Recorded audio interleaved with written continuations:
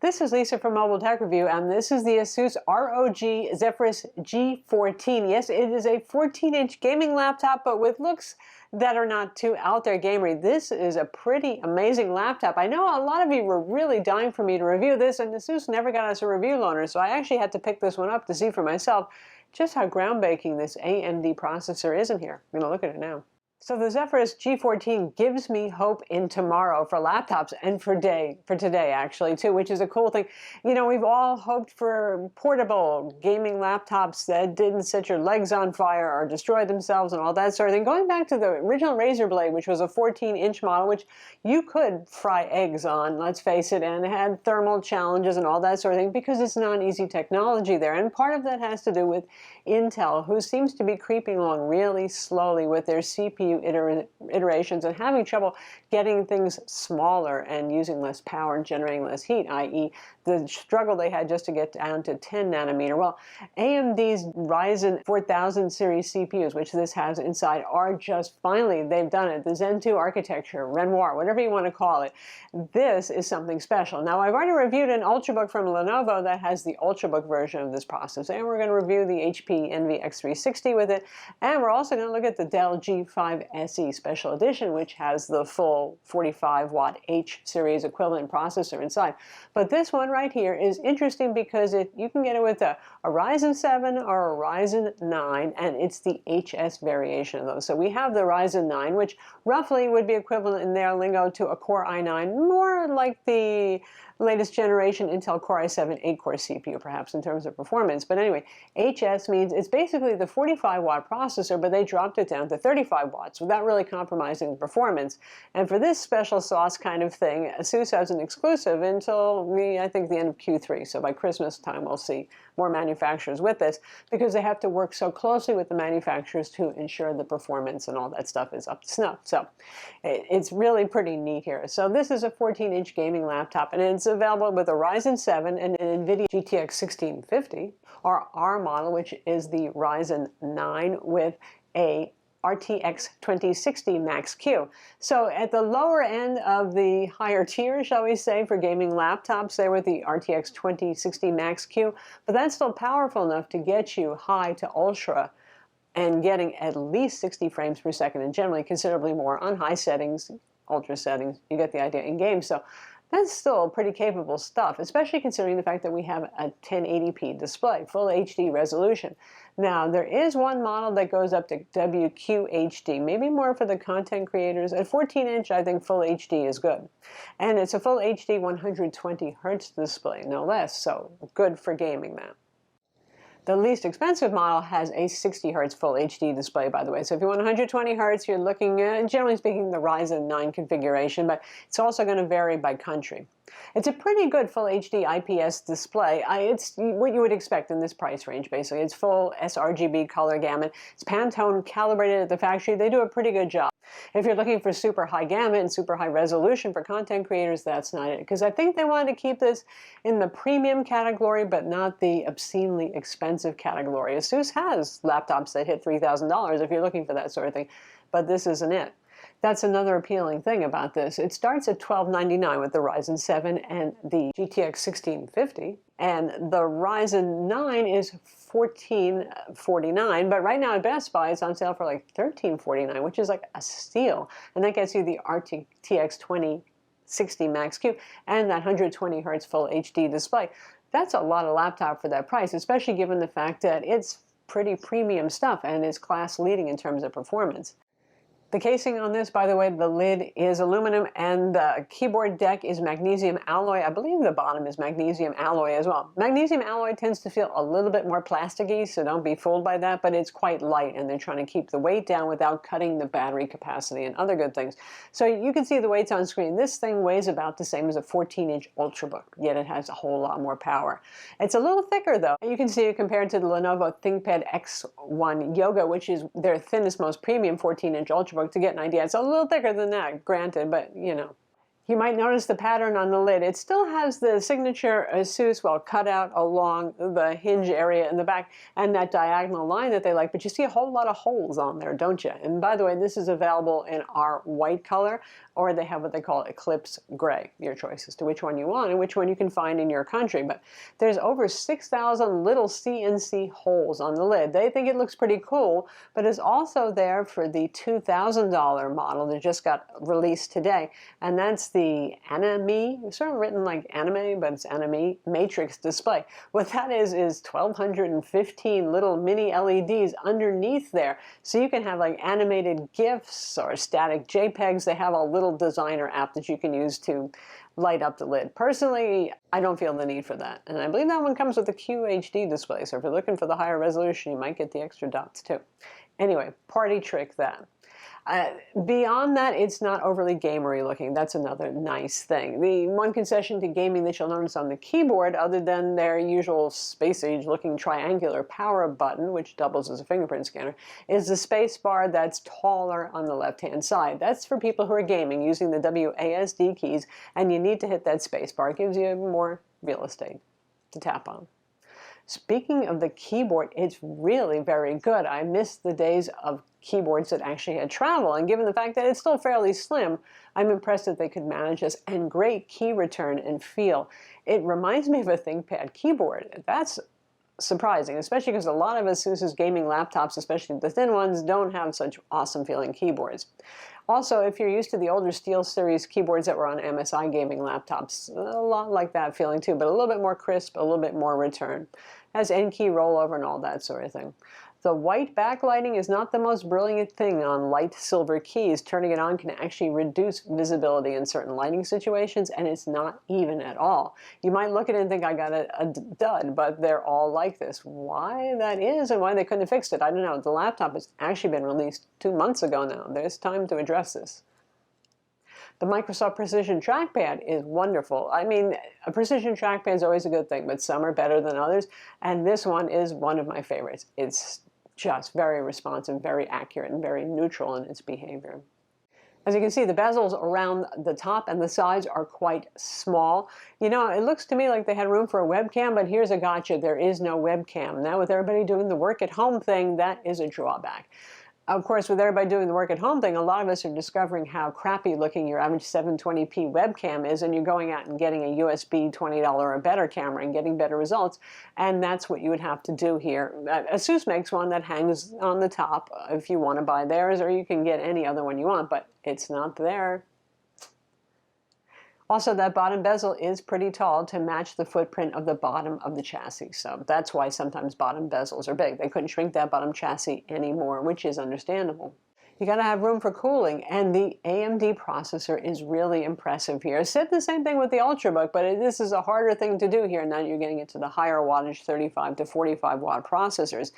And this thing really keeps it cool. And there's a trick to keep it even cooler when you're gaming. I'll talk about it in a minute, but much better than Intel. And a lot of the problem we've seen, say, with the Razer Blade 14-inch in its day, and much better with the Razer Blade 15-inch, but granted that's a better chassis, is the challenge of the thermals, because Intel processors are just getting awful hot. Somehow this one just keeps it cool, which means less fan noise.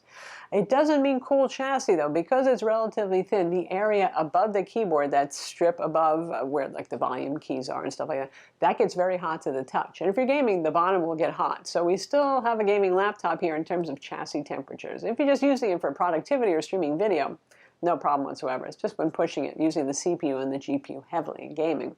But the core temperatures on this, I mean, running today's demanding games like Battlefield 5 on ultra settings, and I'm seeing core temperatures like 85, where Intel would be thermal throttling and getting closer to 100. And if you use one little trick here, it's not this enabled out of the factory, but it's pretty easy to do with a registry edit. You can actually disable turbos, something you usually feel like is, I shouldn't have to do this, right? But the base clock speed of the CPU is very high. It's 3 gigahertz versus Intel being at like 2.3 gigahertz typically. So it's high enough, and games are generally GPU bound, not CPU bound. I didn't see any difference in frame rates by disabling turbo and having it run, it just stayed at 3 gigahertz. And the core temperatures, I mean, you can see the screenshots, we're talking like 75 Celsius, and 105 is the allowable maximum. Very, very good. Given the really strong CPU performance, it's really great for games like Civ 6, for example. The turn times are so fast, it's delightful on this. Given the portability of this, the relatively speaking affordable price tag for what you get, this is like the ultimate college laptop for those of you who like to game or who are going to school and going to be doing engineering work or 3D rendering. The benchmarks on this are what you would expect to see from the equivalent 8-core i7 10th gen CPU, pushing even into a Core i9 territory, which is phenomenal for something this small.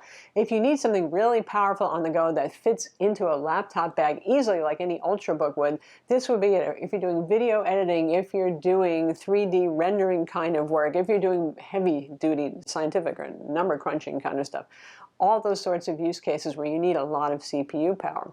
Not only the benchmark number is excellent on this, but in real-world tests, say like doing a handbrake video encode, this thing actually rocks. I took a 1 gig 4K H.264 video file and encoded it down to 1080p H.264 again, and I compared that to the Razer Blade Pro 17 Intel 10th gen model that we just reviewed with an RTX 2080 Max Q. That doesn't matter, it just uses the CPU for this anyway though, and it was actually faster by 25 seconds. That's significant here when you're talking a 2-minute encode time versus 25 seconds less than that. And it's actually a little faster than the Dell G5 SE that we have with our Ryzen 900 inside. So, nice. Very good. I think I would buy one of these.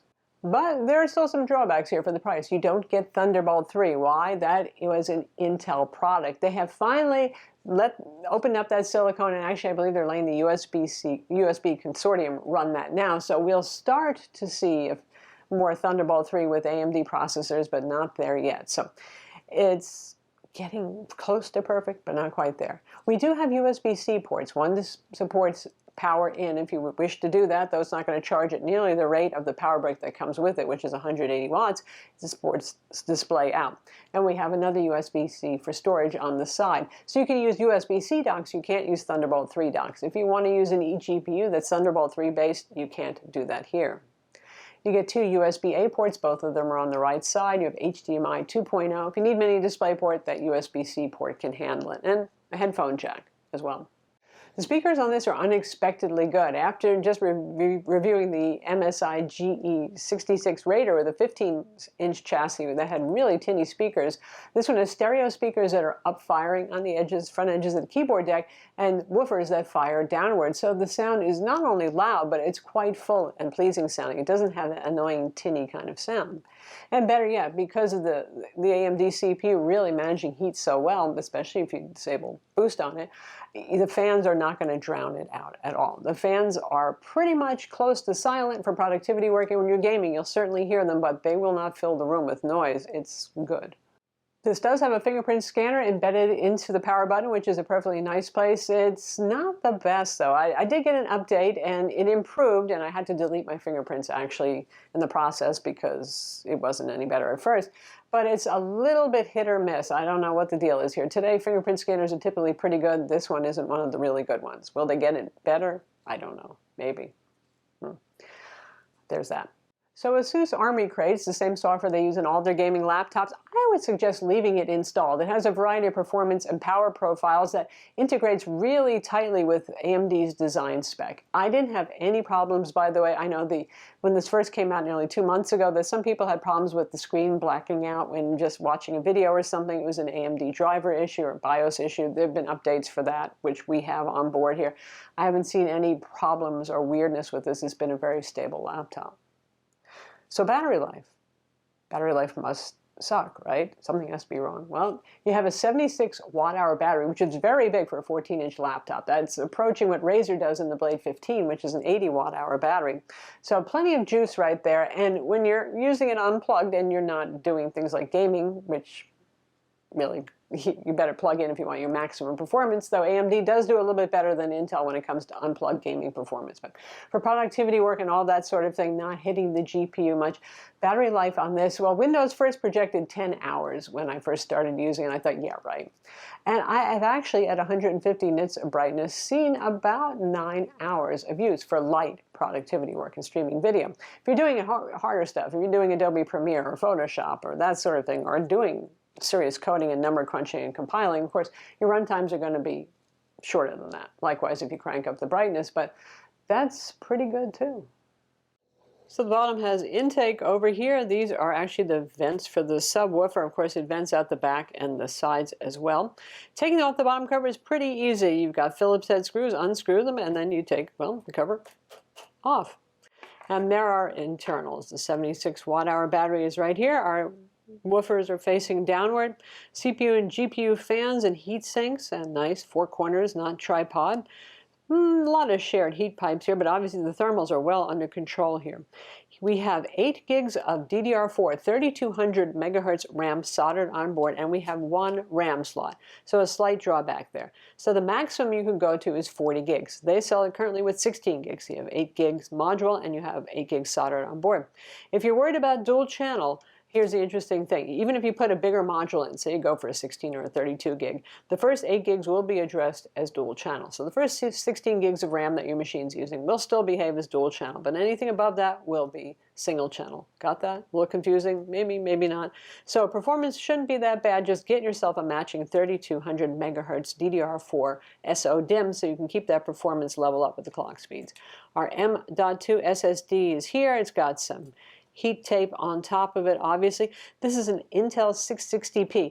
It's an okay SSD. It's not the fastest like the top Samsung drives, but it also runs a lot cooler and uses less power. I suspect those are the two reasons why they went with that Intel SSD here.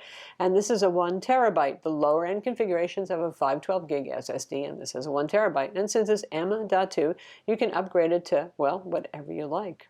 Another reason that they might have gone with a cool SSD, in terms of temperature that is because, see these little lines here? Those are the antenna lines for the Wi-Fi card. The socketed Intel Wi-Fi 6 AX200 card is actually located under the SSD. So yeah, you can change it if you want to, just that's where it's hiding. So that's the Zephyrus G14, and boy, it is some laptop. I really like what you get here for the price, and the portability of this is insane given the horsepower and performance in here. I mean, you know, we dreamed of this years ago when the Razer Blade Stealth was announced, and that really turned out to just be an everyday Ultrabook back in the day, and it's creeping up there in capabilities, but wow, this one is very powerful. It's not perfect. I mean, like I said, the keyboard backlighting is not terribly even on it. It doesn't have a webcam, solved by a USB webcam, but still a couple of little niggling things. But overall, I mean, just wow. I'm Lisa from Mobile Tech Review. Be sure to subscribe to our YouTube channel for more cool tech videos and hit the notification bell so you know about them.